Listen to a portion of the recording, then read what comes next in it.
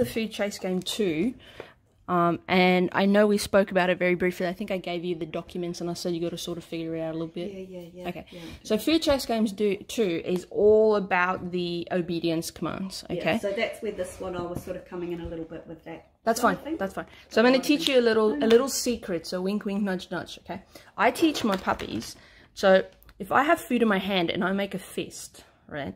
I'll sit there and they'll try and do their whole thing, you know, like you said, coming from the side and all this. What I want is space. And when they give me space, I go, yep, open my hand. So what I'm going to teach my dog is open hand like this, means follow, you can get it, right? But closed hand is give me space. You can still follow it, but you can't force it.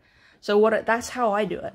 Because then what I do is when I have this, I can still lure my dog and reward and open my hand. So it's a little trick I teach people. When we get to this, it's like, okay, well, let's teach them this very subtle cue. So they're still following your fist, but they're not forcing it in. Okay, because the food you've got at the moment is mushy. So she can get rewarded as she's moving. It's not a bad thing, but what if you run out of food? Biscuits that I can use. No, I'm just saying. So this is just one of those. If it's better, if it'll help you specifically. You know, because she's a foodie. You know, I have, like, even then she was smelling my pocket. But that's the thing. So if you look at biscuits, if I may, do you have more? And I'm going to show you, this is a frequent thing that people struggle with. And I get this because I struggled with this. And it took me ages to figure out. If I have this much in my hand and I do that, the chances of some falling out.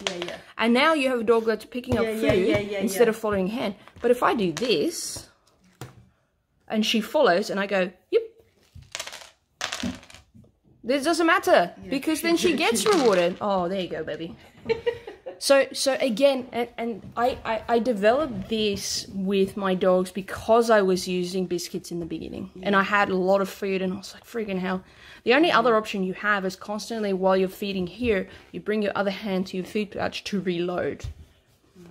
Yes, but not everyone can do that. So by teaching my dog, okay, well, closed fist means you're gonna get it. You're gonna get it, but I want space.